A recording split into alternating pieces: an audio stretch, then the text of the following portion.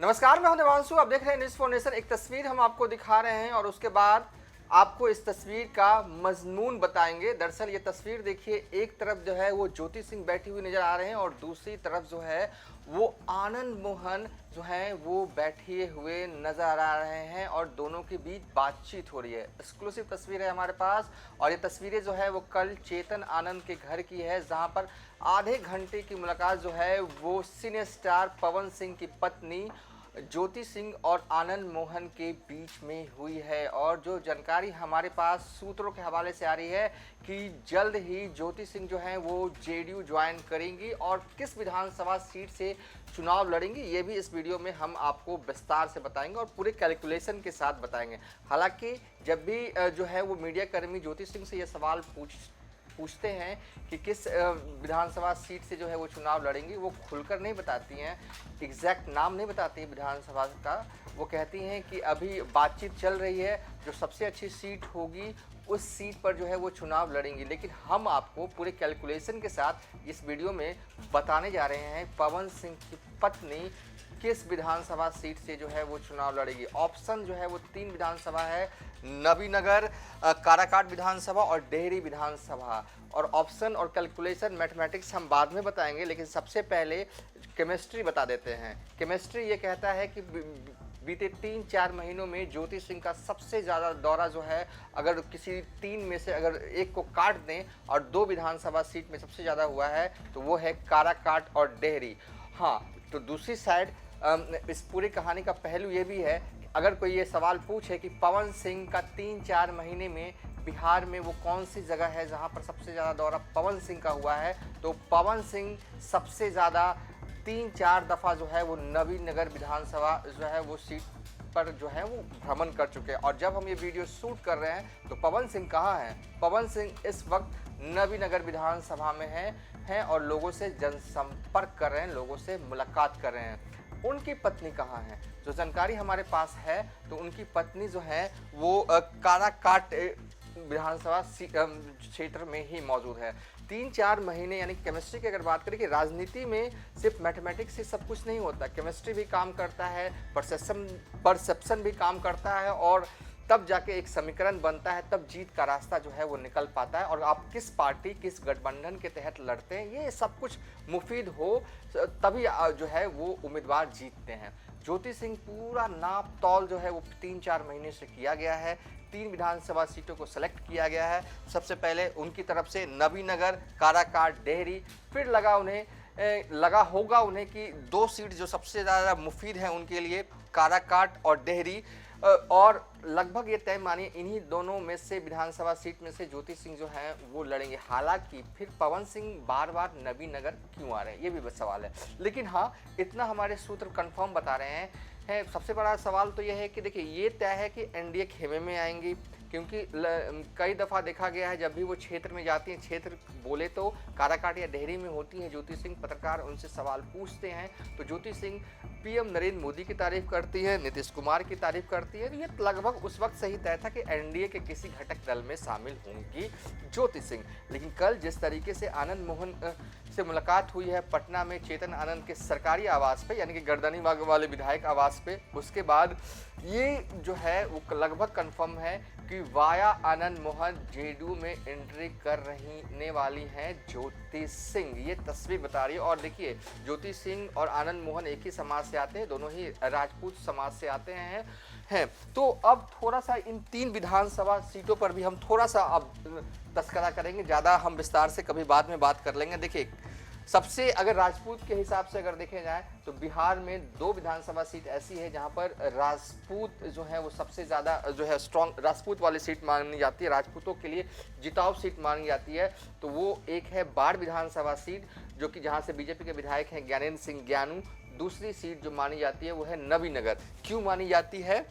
देखिए, लेकिन पिछली दफ़ा 2020 में जो खेल जो है, अभी मौजूदा वक्त में आरजेडी के विधायक हैं विजय कुमार सिंह वहाँ से, लेकिन विजय कुमार सिंह ने जो है वो जेडीयू के उम्मीदवार वीरेंद्र कुमार सिंह को जो है वो 20,121 वोटों से जो है वो हराया था। 20,121 वोटों से हरा तो दिया था, लेकिन आरजेडी के उम्मीदवार यानी कि मौजूदा विधायक विजय कुमार सिंह इसलिए जीत पाए थे क्योंकि उपेंद्र कुशवाहा की पार्टी हुआ करती थी उस वक्त आरएलएसपी, उनके उम्मीदवार को वोट आ गया 23,000 और जो चिराग पासवान के उम्मीदवार हैं विजय सिंह उनको वोट आ गया 9,140। अगर ये उम्मीदवार एनडीए खेमे में जुटता तो आरजेडी के उम्मीदवार नहीं जीतते, जिसका हम लोग हमेशा जिक्र करते रहते हैं ना, चिराग पासवान ने नुकसान पहुंचाया इतनी सीटों पर 38 सीटों पर, तो ये एक सीट इसको भी जोड़ लीजिए। आज आरजेडी के विधायक अगर हैं नवीनगर विधानसभा में तो वो हैं उपेंद्र कुशवाहा और चिराग पासवान की वजह से। हालांकि इस बार क्या होगा, क्योंकि देखिए हमेशा मैथमेटिक्स का ही सब कुछ नहीं होता। अगर मैथमेटिक्स ही सब कुछ होता पॉलिटिक्स में तो 2019 में अखिलेश और मायावती साथ आए थे और उन दोनों को मिलाकर इतना बड़ा चंक यूपी में क्रिएट हो गया था ना कि जीत जाते अखिलेश और मायावती, लेकिन ऐसा कुछ हुआ नहीं था। तो मैथमेटिक्स एक हिस्सा है राजनीति का, लेकिन पूरी तरीके से उसके आधार पर चीज़ें जो हैं वो बिल्कुल तय नहीं होती। नैरेटिव काम करता है, आप किस गठबंधन में हैं वो काम करता है, और सबसे ज़्यादा काम करता है ना तत्काल चुनावी मौसम, जो कि चुनाव से 2-4 घंटे या एक दिन पहले जो क्रिएट होता है, उन सबों का भी एक अहम रोल होता है। तो नवीनगर में देखिए क्या है ना कि पवन सिंह लगातार घूम रहे हैं, हो सकता है कि पवन सिंह भी चुनाव लड़ें, ये भी है, उनकी पत्नी लड़े अलग विधानसभा सीट से, लेकिन पवन सिंह भी चुनाव लड़ सकते हैं। अगर ऐसा न है तो क्यों बार बार नवीनगर आ रहे हैं। पिछली दफा नवीनगर से जो है वो जेडीयू के खाते में ये सीट थी। अब डेहरी की ही देख लेते हैं थोड़ा, डेहरी में क्या हुआ था हाल। डेहरी में साल 2020 विधानसभा में आरजेडी के उम्मीदवार फतेह बहादुर कुशवाहा, जो कि जो देवी देवताओं पे विवादित बयान देते रहते हैं ना, फतेह बहादुर, उनके होटल में एक बार पुलिस का छापा मारा था, वही फतेह बहादुर राष्ट्रीय जनता दल के विधायक हैं। इनको वोट आए थे 64,567 वोट, और बीजेपी के सत्यनारायण यादव को वोट आया था 64,103 वोट। और यहाँ पर जो है अगर देखें तो जीत का अंतर जो है वो 464 वोट का था। ये देखिए बस महज 464 वोट से ही जो है वो आरजेडी के विधायक यहाँ से जीते थे। ये वो सीटें हैं जहाँ पर जो है कम मार्जिन से जो है आरजेडी की जीत जो है वो हुई थी। अब चलते हैं काराकाट। देखिए साल 2020 में काराकाट में जो है वो CPI MLL के विधायक हैं अरुण सिंह, वो बने थे, 82,700 वोट आया था। और बीजेपी के उम्मीदवार राजेश्वर राज को जो है वो 64,511 वोट आया था। तो इन 3 विधानसभा का हम जिक्र कर रहे हैं, काराकाट, डेहरी, नवीनगर, जिसमें कि ये लगभग तय लग रहा है कि जो घूम रही है ना कि नेता वहीं सबसे ज़्यादा घूम रहा है, तभी तो वहाँ से चुनाव लड़ना है। तो डेहरी या काराकाट से वो चुनाव लड़ सकते हैं। पिछली बार यानी कि साल 2020 में काराकाट और डेहरी सीट जो है वो बीजेपी के पास थी। हो सकता है कि वो एनडीए का में सीटों का ये इधर से उधर हो। लोकसभा चुनाव में भी हमने देखा, अगर ज्योति सिंह आती है जेडीयू में तो जेडीयू की तरफ से मांग की जाएगी बीजेपी से कि ये सीट हमें दे दीजिए, तो मिल जाएगा, ये कोई बड़ी बात नहीं है।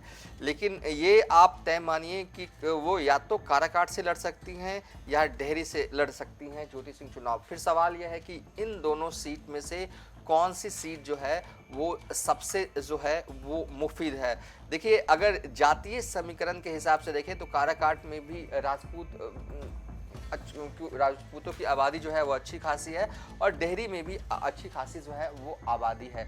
अभी ज्योति सिंह के तरफ से जो है वो खुद निर्णय नहीं लिया गया है कि वो किस विधानसभा से एग्जैक्ट लड़ेंगे, क्योंकि देखिए पहले तो उन्हें जेडीयू में आना होगा, उसके बाद जेडीयू की तरफ से जो है वो एनडीए में सीट की मांग की जाएगी और वो लड़ दोनों में से एक सकती हैं। और मैं तो कहूँगा कि तीनों विधानसभा सीट उनके लिए मुफीद है।